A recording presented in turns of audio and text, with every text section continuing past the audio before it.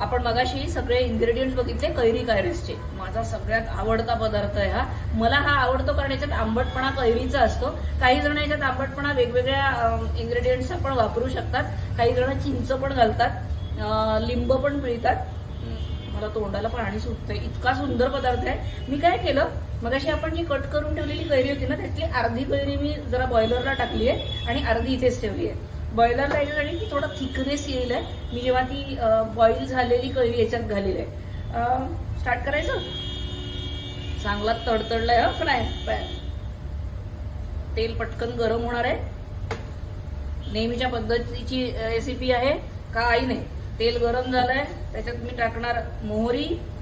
ती तडतडली. परत घाबरू नका, काहीही उडत नसतं. आणि ते पूर्ण शिजायच्या आतच हा कोकोनट त्याच्यात घालून टाका. ओके, मला कारण त्याला त्याच्यातला सगळा रस त्याच्या बाहेर काढायचा. ओके,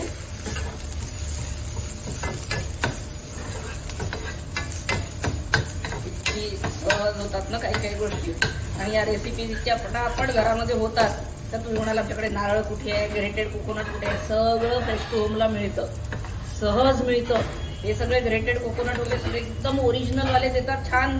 जेव्हा ऑर्डर टाकताना तेव्हा ते लोक ग्रेट करून पाकिटांमध्ये भरून पाठवतात. बरं, चांगलं करतात. काही काही वेळेला टेक्नॉलॉजीचा उपयोग करून घ्या. हे किंचित बघा शिजलंय. इथे पण टेम्परेचर व्यवस्थित मेंटेन करा.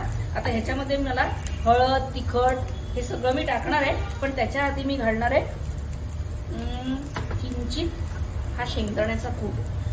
थोडासाच घालायचा आहे आत्ता, नंतर परत घालावा लागणार आहे.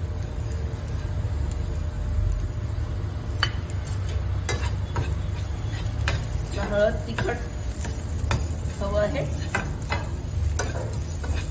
याच्यासाठी मी गॅस कमी करते आहे. परत एकदा गॅसकडे नीट लक्ष ठेवा रे सगळ्यांनी. Temperature in Maharashtrian recipe is the most important thing.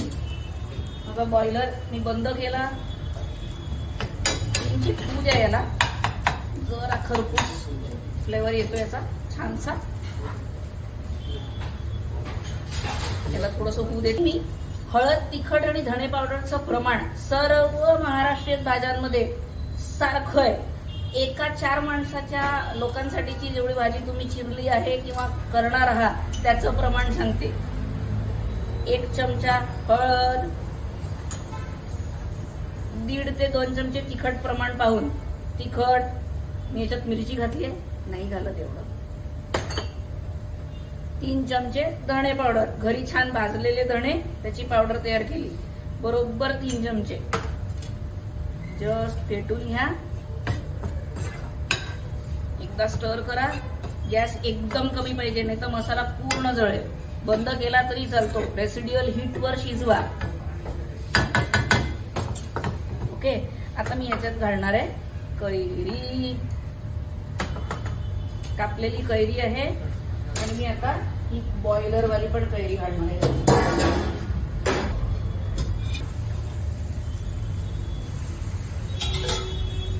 तुम्हाला वाटत असेल हा मसाला काय दिसतोय, काही कळत नाहीये, काळजी करू नका. आपण याच्यात नारळाचं दूध पण घालणार आहे बघा नंतर, म्हणजे शिजायला बरं होतं. मी याच्यात आता परत पूर्ण हे बघा हा सगळ्याच्या सगळा दाण्याचा कूट ओतला. किंचित चवीला मी याच्यात थोडंसं गूळ घालते. किंचित घालायचा, कारण जर कैरी खूप आंबट असेल तर गूळ त्याला नॅचरली एका कॉन्स्टंट टेस्टवर घेऊन येतो. मी किंचित हे बॉयलरचं जे पाणी आहे ते पण वापरते. कैरी त्याच्यात बॉईल केली ना तेव्हा पाणी आहे.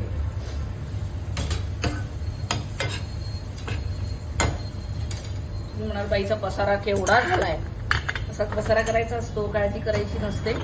याच्यात मी घालते तर नारळाचं दूध.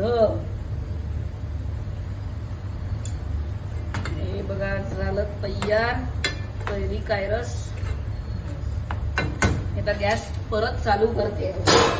म्हणजे रेसिड्युअल हीटला मी किती माझा गॅस वाचवला हे इथे कळतंय. पात्र जर खूप गरम असेल तर त्या रेसिड्युअल हीटवरच बऱ्याचदा मराठी पदार्थ शिजून जातात. ओके, हे कैरी काय रस थोडंसं आपल्याला आता जस्ट हे बॉयलरचं पाणी याच्यात पूर्ण ओतणार आहे.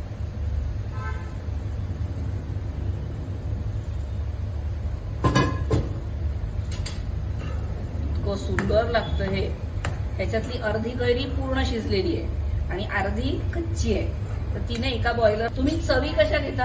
आधीच्या आज्या सगळे सोहळ्यातले स्वयंपाक करायचे ना, त्यांना चव घेता यायची नाही. त्या फक्त असं घेतलं तरी मी मार खायची. मला आजीने याच्यासाठी सुद्धा मारलाय. उष्ट करायचं नाही, ना वासानी ना चवीने. ते परमेश्वराला आधी द्यायचं, मग आपण खायचं असतं. काय प्रमाणांचं या लोकांचं अमेझिंग कंट्रोल होता. आपण लोक आता आउन्स मध्ये कामं करायला लागलोय, पण मराठी पदार्थांमध्ये ना खरंच आउन्स बिउन्स काही चालत नाही. याला छान शिजू देते. तुम्हाला आवडत असेल तर कोरिएंडर लीव्स चॉप केलेले जस्ट आत्ताच टाकते. ते लोक माहितीये का, हे बिचार म्हणजे असं वाटतं मला किचन मधला असा इन्ग्रेडियंट आहे हा, की हा म्हणजे उगाच आहे. पण खरं तर याचं खूप महत्वाचं काम असतं. बऱ्याच डिशेसमध्ये लोक फक्त डेकोरेशनसाठी वापरतात या कोथिंबीरीला, पण कोथिंबीर स्वतःचा एक सुंदर फ्लेवर देत असते सर्व पदार्थांमध्ये. तर तो फ्लेवर येण्यासाठी त्याला ऍक्च्युअली जेव्हा ते शिजत असतं ना तेव्हा घाला, तर तो खरा फ्लेवर मिळेल. तुम्हाला वाटतं तर थोडीशी चव घेऊन बघा. काळजी करू नका, मी अजूनही मीठ घातलेलं नाहीये. आणि आता मी लास्ट मीठ घालणार.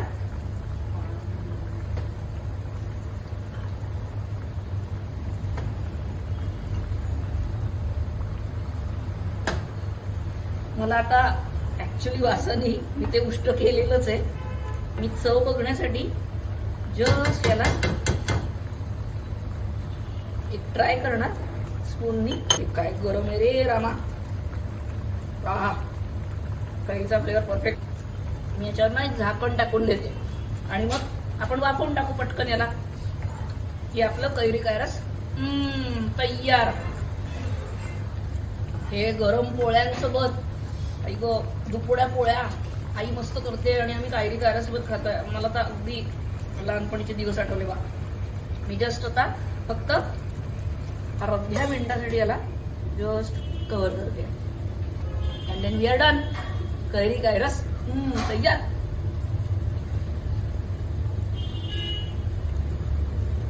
The moment. हे बघा, तुम्हाला दिसतंय का? अरे काय लागते ही भाजी. हे कशाचंही करता येतं, सहज करता येते. कैरी काय रस तयार आहे. याचं प्लेटिंग बघून घेऊ. याचं प्लेटिंग बघायचंय. गाला पानांमध्ये खा बराबर. काय